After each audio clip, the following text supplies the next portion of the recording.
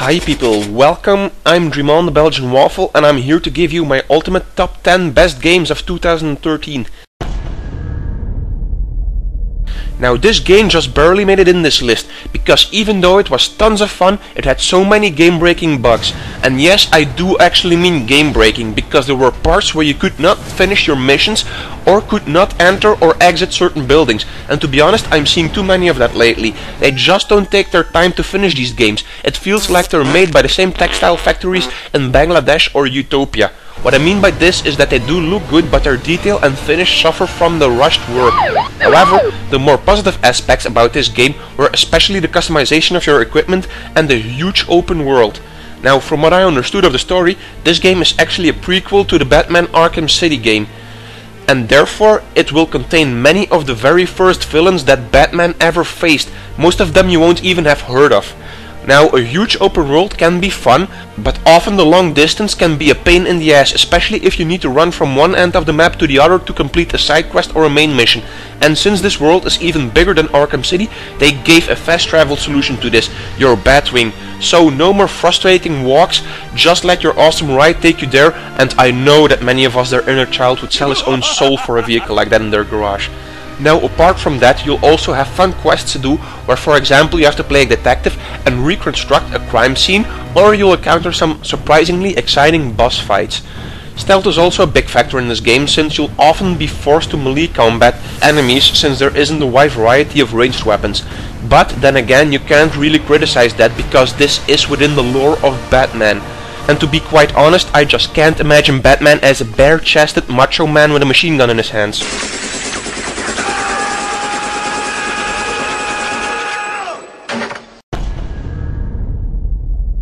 This is a close runner-up to Batman Arkham Origins, but where Batman failed in terms of stability of the game, Black Flag is fairly stable. However, for me it fails a little bit on some boring repetitive parts, and of course the combat system, because I think personally that after 7 years we've all seen the combat system already and got a bit bored of or even sick of it. And the fact that Ubisoft recently said that there will be 2 Assassin's Creed games released next year, I will fear for it. However, this year it is still on the edge of being great, because it's still better than Assassin's Creed 3, even though every year these games are leaning more towards average quality. Some of that lack of quality can already be noticed in the occasional dumb AI encounters.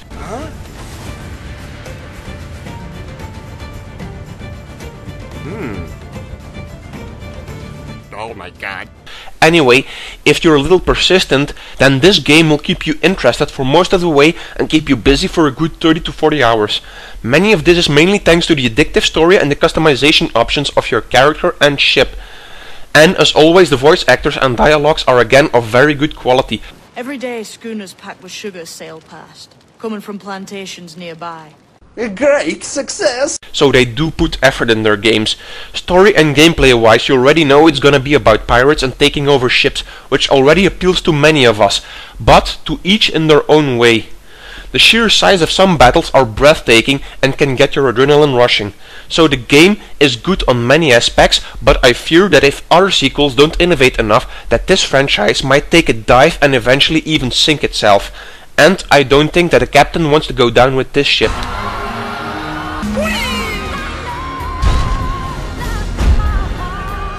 Oh my god. Now, I think that Lara Croft deserved a spot in my list of this year, even though her boobs shrunk by half their original size. I can't believe it either.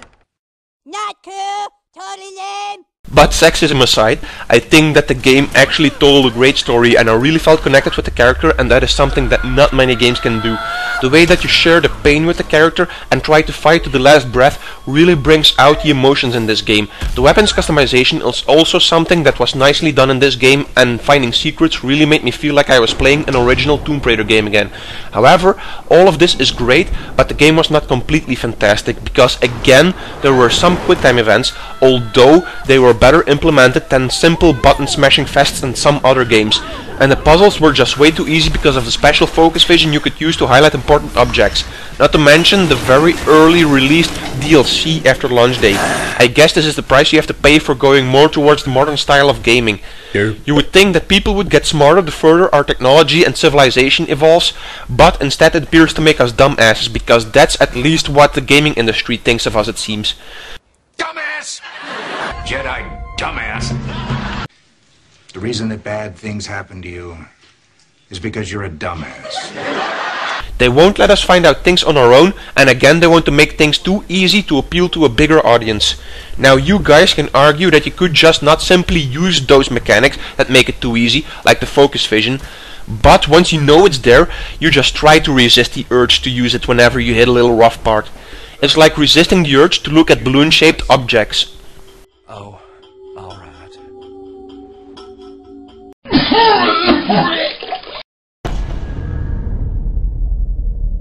Now this game was a little surprise for me, because I haven't played many games of this franchise, and lately I find that racing games just have lost their best qualities and have become more arcadey.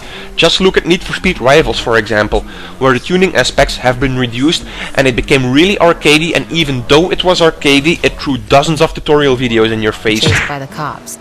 Just make sure to drive slow enough to not blast by it. You can Shut up! Will you shut up? at any time by getting close to it. In this game they took a clever approach to make more skill and difficulty rewarding, because it rewards the player with more money for each higher difficulty the race is finished in. Now if I remember correctly, I think this is also done in some way in Gran Turismo games, but I feel this game is a little bit more accessible to more players than Gran Turismo, which is kind of hypocritical for me to say, because I always break down games that make things too easy. However, I feel that Forza 5 has found a great balance between an accessible race game and a simulator, simply because it provides a lot more options to the player to change their own experience. Other things that add to that experience are, for example, the great feedback you get from your car. Somehow I always could predict when my car was going to lose grip or going to spin, because the car always gave me great feedback, and this also makes some moments in the races more exciting and intense. Like for example when you want to overtake a car in a corner but feel that your own car is gonna slip away from you. This creates a few adrenaline rushed moments. Another great thing about Forza 5 compared to Gran Turismo 5 is that you always have something to do. There's always a challenge to complete or a way to measure yourself and compete against better racers. In Gran Turismo 5 you could get bored after a while pretty easily as well, especially with the B-class races. Now I compare Forza 5 the whole time to Gran Turismo 5 because it's also the 5th version in the franchise, although Gran Turismo 6 has already been released. But I've tried it, and with Gran Turismo 6 I felt like there were only a few minor changes. It didn't really deviate much from the old successful formula. Plus, a major factor that I found that gave a major breakthrough between these two games was the AI in Forza 5. The AI actually responded to your presence in a realistic way, going from simply blocking you to even ramming you off the track. So based on improved features, I think that Forza 5 wins from Gran Turismo 6, even though it was a close photo finish for both of them. Alright, take a look. You're looking for 1/1000th of a second.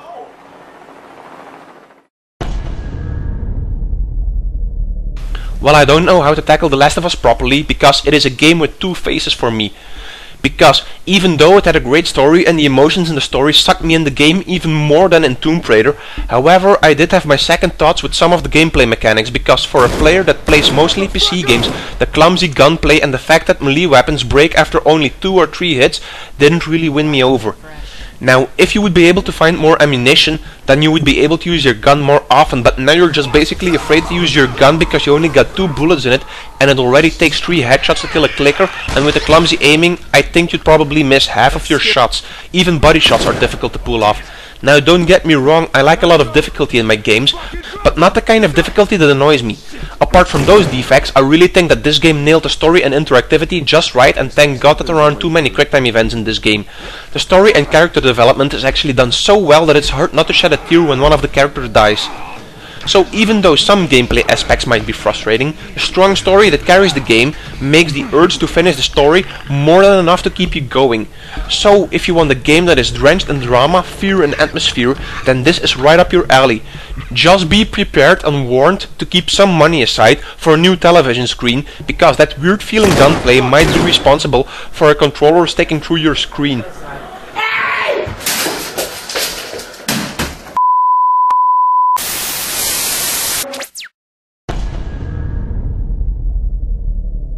Our first game in the top 5 is one I've just very recently discovered thanks to a mention in my previous videos. Because the title doesn't give that much away from the actual game, and even when you play the game at the start, you don't really get a clue about what it is that you're supposed to do. It actually screws a little with your mind, because more often than not, you're just sent searching for stuff where you're not really sure about that they even exist. This device tells you whether or not you're inside a video game demonstration. Somewhere around here there's also a device that tells you whether or not you're inside a device that tells you whether or not you're inside a video game demonstration. Or the game just laughs at itself, or other games. Please perform a dance.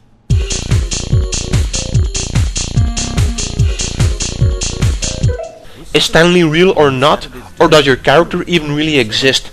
It's all stuff that makes this game a proper mindfuck. This is where we determine whether or not the demo has been effective. No! What are you doing? You can't make that decision yet. You haven't played the demo. This game is running on the latest Source engine, as you can see, and it originally started out as a mod for Half-Life 2. But an HD full game version was released of that mod later this year. But I don't know if it even can be called a game, because it feels more like a narrated interactive experience. Okay, now go climb on Employee 419's desks. This is great! You're putting it all on the line, Stanley. I like that. All right, let's keep it up. But it's a very unique experience that I haven't seen before, and this originality is one of the main reasons why this game made it in this list. This is what we need more. Games that are not afraid to step away from the recycling formula because they want to play it safe. This kind of pioneering is what made gaming great in the past, because devs explored new options. Lately, I've only seen franchises that became successful on the original game and then just milked the crap out of it until people get bored of it. I'd hate to be their cash cow because I got really sensitive nipples, lol. Ah, my nipples, they hurt! They hurt when I twist them! So, this game is a refreshing surprise which was more than welcome, and I hope to see more devs follow this example. But I'm not mentioning any names. But at last, he'd had enough of the amazing room and took the first open door on his left to get back to business.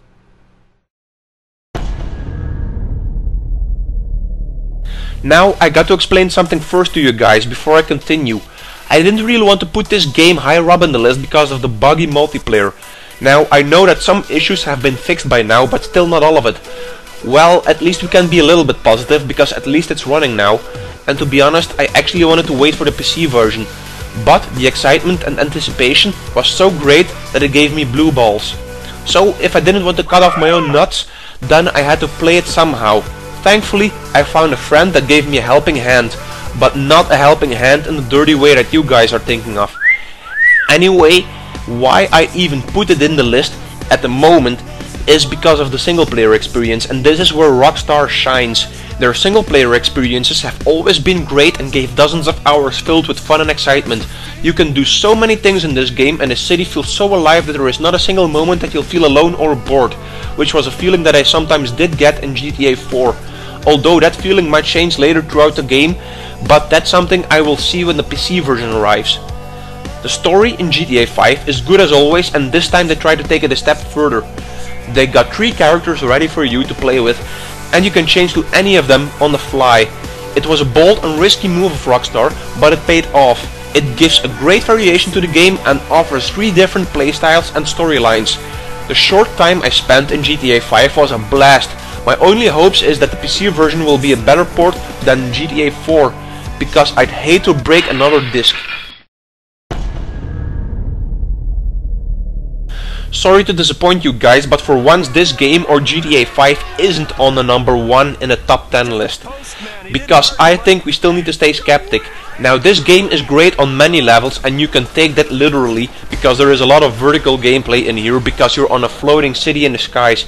But what makes this game great is that it puts old basic shooter elements and combines them with a modern concept, and oh boy did it pay off. The graphics are amazing, the gunplay is solid, and the action is on rails. Well, you can basically take that literally as well. But even though the action is fast-paced, they still manage to tell a compelling story throughout the whole campaign, and for once I'm happy that a game which forces an AI partner on you provides a partner that has actually more than just 2 brain cells. Gold. She is actually helpful. Tell me which one you want. That one! and also cute of course. The game also provides you with many different methods to put your enemies to sleep. For people who can be a little bit inventive or don't lack the imagination, they can come up with some pretty fun stuff. The only downsides to this game were the cartoony animations and the huge what the fuck ending. I know the movie Prometheus had plot holes, but I don't know what I should call this then. I don't think they're actually plot holes, but due to the complexity of it all, you either start to think you're a retard, or you go into full denial and just call it plot holes, like I did.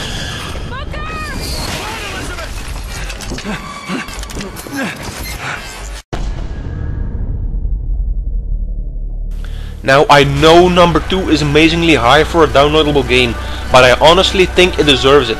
Apart from the disappointing ending with the lack of a cheesy 80s boss fight, this game was a blast to play. Funny quotes and one-liners fly around your ears more often than bullets do. Distract unsuspecting enemies with your D20. Nerd. Climb to get higher. Serious? Loading more training hints from the ABCs of War. And the cheesy 80s style almost gave me a nostalgic boner. This thing could not be more truthful to old FPS games even if it wanted to. Okay, I have to admit that the length of the game is short for an open world FPS game and the enemies are just basically all the same brainless cyborgs or huge walking laser cannons called blood dragons. But that doesn't matter in this game because that's not where it aims for. There are enough people who still lick the feet and kiss the ass of Infinity Ward and Activision, even though the campaigns of Call of Duty games last only half as long as this game and all you ever shoot are frustrated Muslim terrorists or Russians with too many vodka in their system. But the fun in this game lies in the different ways you can approach missions and attack your enemies. It provides the same freedom of movement of Far Cry 3, but then in a much more fun package. Just the sheer possibility of ripping out your enemy's heart and then use it as bait for a constipated blood dragon to attack a base and fire its giant laser while you're lying in your TV chair at the side with some popcorn in your hands is just fun as hell. Even the unlocks for the guns look and sound ridiculous, but that's all the point. This game is on purpose trying to recreate the silly 80s style, and that's how you should view and embrace it.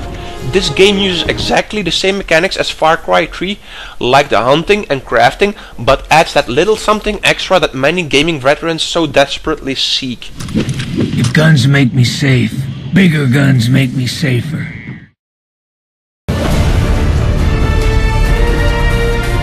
Oh yeah, it had to happen. I guess nobody saw this one coming, but for me this is the ultimate first-person shooter experience of the year.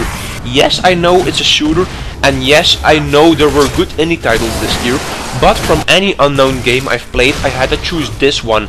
A useful note in between is that this game has all 3 DLCs coming out, which is a true rarity these days. It's from the creators of Flying Wild Hog, which consists out of teams that worked on Painkiller, Serious Sam, Bulletstorm and Hard Reset.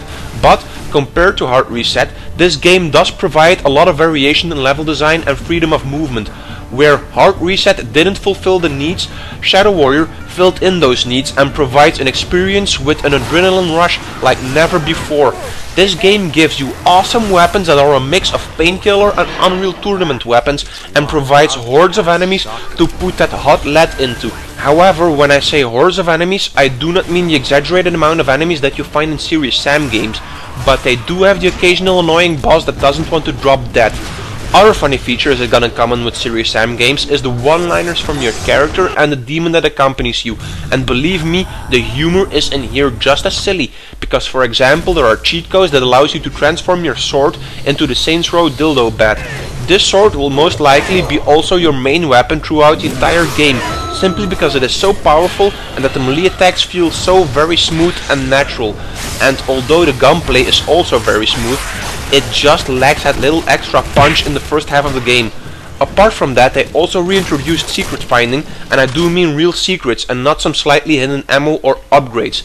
In this game, you'll most probably only find 2/3 of all the secrets, even if you're actually looking really hard for them. And that's something I've been missing in modern games really hard. It requires you to actually think and focus in your game. Granny, what? Focus! Focus! Focus! Out! These secrets are something that's also very fun and shocking to find. Let's see what... oh my god. but very often also necessary to unlock certain skills and customization options faster, and you can take my word for it that the amount of options are huge. You have skills and separate attribute trees to unlock, and all your weapons have at least 3 or 4 unlockable custom slots. And all of this is to more efficiently smash, kill, slash, stomp, burn or explode your enemies. The only downside to this game was that the weapons and enemies could have been introduced quicker instead of 1 every 2 chapters you complete. And you also should not expect an award-winning story, because this story is more silly than a donkey trying to hump a man that's taking a shit in the grass. But the fact remains the same, I haven't had this much fun with a game since my youth, when I was playing doctor with a girl in my room alone. I hope you guys liked it, and I'll see you guys next time.